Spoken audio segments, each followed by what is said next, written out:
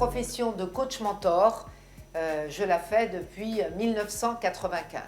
Alors, il faut dire que par rapport à beaucoup de coachs aujourd'hui, en 2021, mon parcours a été quand même différent et je dirais même plus atypique.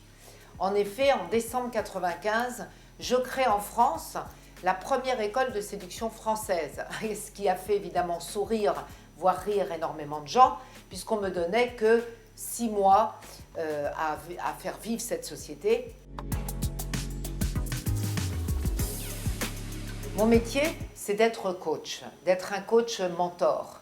Un coach mentor, c'est un guide professionnel, je dirais même plus, c'est un guide de la vie qui va aider toutes celles et ceux qui veulent mieux réussir dans la vie, qui ont de temps en temps un manque de confiance en eux, malgré que beaucoup puissent avoir une expérience déjà ou voire un beau diplôme.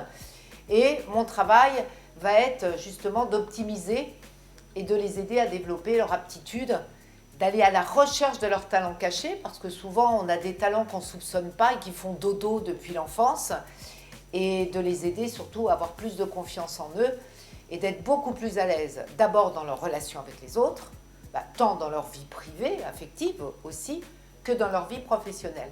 Tout dépend de l'objectif qu'ils se sont fixés et du pourquoi ils viennent me voir. Donc, je vais transmettre mon expérience de vie et également mon savoir-faire faire. Ça, c'est le plus important, afin de faire partager à mon client cette expérience sur fond d'une excellente pédagogie axée sur la communication. Car dans la vie, tout est dans l'art de communiquer.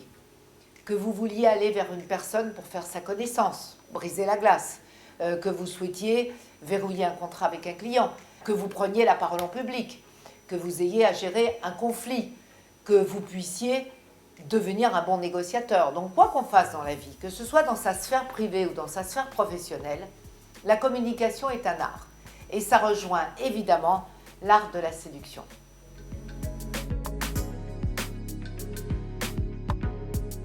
Parce que le coach va amener des outils pratiques. Voilà, donc moi ma méthode c'est de mettre souvent les gens en situation sur le terrain et pas seulement d'être assis face à face dans un bureau où je vais être là en tant que leur donner de très bons conseils, mais voilà, sans plus. Comme on dit, les conseillers ne sont pas les payeurs. Alors ma méthode à moi c'est de mettre les gens en situation. Voilà, donc de sortir avec eux, de les observer, de voir comment ils discutent lors d'une conférence, lors d'un cocktail. Donc de partager des moments de leur vie, tant dans leur vie privée, encore une fois, que professionnelle, de les observer, de prendre des notes pour après justement leur dire ce qui ne va pas et de leur permettre de bien réfléchir et de prendre eux-mêmes les bonnes décisions afin qu'ils puissent évidemment se sentir mieux dans leur peau, bien évoluer et puis surtout avoir des résultats, hein, parce que justement quand on prend un coach, on a des résultats. Le coaching mentor dans la vie en général, c'est comme un coach sportif, c'est exactement la même chose.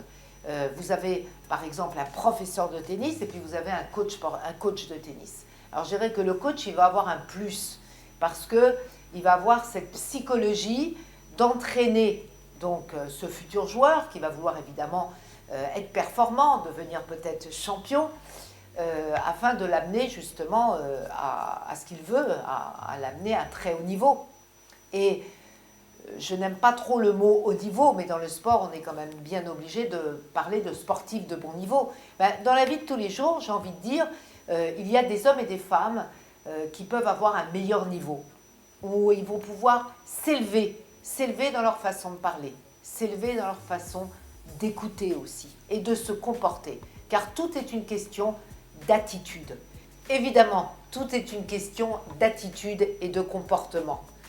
Comment suis-je perçu par les autres ? Ça vous fait gagner des années d'expérience. Car quand vous savez exactement et honnêtement comment vous êtes perçu par ceux et celles qui vous reçoivent chez eux, par ceux et celles qui viennent vous voir sur votre lieu de travail, c'est comme ça que ça va vous permettre de vous remettre en question. Car ça veut dire quoi se remettre en question ? On utilise ce mot à bon escient, de ci, de là, dans le quotidien. Se remettre en question, ce n'est pas une chose facile. Ce n'est pas seulement mettre en application des outils, une méthode de coaching. Bien sûr, On va dire que c'est une bonne base, mais ça ne suffit pas. Il faut avoir la capacité de se remettre en question. C'est-à-dire de dire, ben voilà, là, j'ai eu tort, je me suis mal exprimée. Quand je m'exprime, je ne suis pas très sympathique, peut-être pas très agréable, même si je suis efficace dans ma discipline. Et je dirais qu'avec l'expérience, parce que depuis quand même plus de 25 ans que je fais ce métier, je pense quand même avoir acquis énormément d'expérience, surtout de partage avec les humains, eh bien l'humain a besoin sans arrêt de se parfaire dans sa manière de communiquer. Aujourd'hui, on vit dans une société où les réseaux sociaux nous prouvent tous les jours qu'on ne sait plus communiquer de façon autre que virtuelle.